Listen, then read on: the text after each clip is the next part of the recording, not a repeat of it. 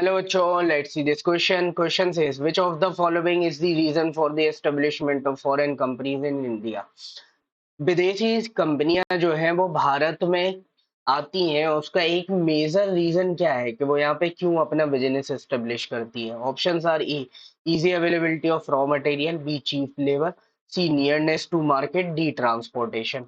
तो कोई भी फैक्ट्री अगर कहीं एस्टेब्लिश होती है ना, तो उसके सराउंडिंग मार्केट तो वैसे ही डेवलप हो जाता है, घर वर बनने लगते हैं, ये सारी चीजें, तो ये तो नहीं लेते हम इसको। ट्रांसपोर्टेशन ज्यादा रोल प्ले नहीं करती क्योंकि कंपनीज अपना खुद का ट्रांसपोर्टेशन भी यूज कर लेती हैं। मेजर चीजें होती हैं दो, एक होता है रॉ मटेरियल, दूसरा होता है लेबर। अब रॉ मटेरियल जो है वो तो देश के और देश बोल रहा हूँ, वर्ल्ड के जो अलग अलग पार्ट्स हैं उसमें भी अवेलेबल है। लेकिन भारत के साथ एक बेनिफिट क्या है, हमारे यहाँ पे चीप लेबर है। ठीक है कि हमारे यहाँ पे कम पैसे में लोग ज्यादा काम करने को भी तैयार हो जाते हैं। आपने देखा होगा हमारे देश में जो मजदूर वर्ग है, लेबर जो सेक्शन है, वो 10-10 12-12 घंटे काम करता है और इनकी पर्दे की दिहाड़ी केवल 2 से 300 रुपए होती है। तो इतने कम पैसों में ये इतना ज्यादा काम करते हैं। दूसरा क्या है, ये जो फैक्ट्रीज है ना, ये इनको लो लिविंग कंडीशंस देती है। लो लिविंग कंडीशंस का मतलब क्या हो गया कि आप देखो मेजरली बड़े बड़े शहरों में जब आप जाओगे, दिल्ली मुंबई जैसे, तो वहां पे आप क्या देखते हो कि जो लेबर क्लास है वो मेजरली कहाँ पे रह रहा है, वो स्लम्स एरिया में रह रहा है।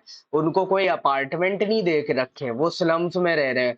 तो उनके पास कोई अच्छी लिविंग कंडीशंस भी नहीं है, लेकिन जो लिविंग कंडीशंस है वो उसमें ही वहां पे सरवाइव कर रहे हैं और इनके साथ काम कर रहे हैं। वो कंपनी से डिमांड भी नहीं कर पाते हैं वहां पे, उनको लगता है बस काम मिल जाए काफी है। तो अब कंपनीज यहाँ पे इनके, अब जैसे दूसरे देशों में क्या हो रहा है, वहां पे इनकी लिविंग कंडीशन पे भी उनको पैसा खर्च करना पड़ रहा है।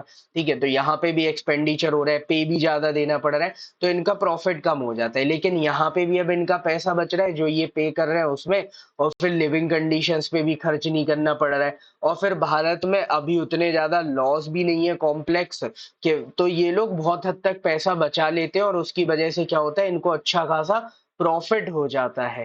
ठीक है, तो जो चीप लेबर हमारे देश में अवेलेबल है उसकी वजह से ये फॉरेन कंपनीज इंडिया में अपने आप को एस्टेब्लिश करती है। So correct answer will be cheap labour. Hope you understood it well. Best of luck. Thank you.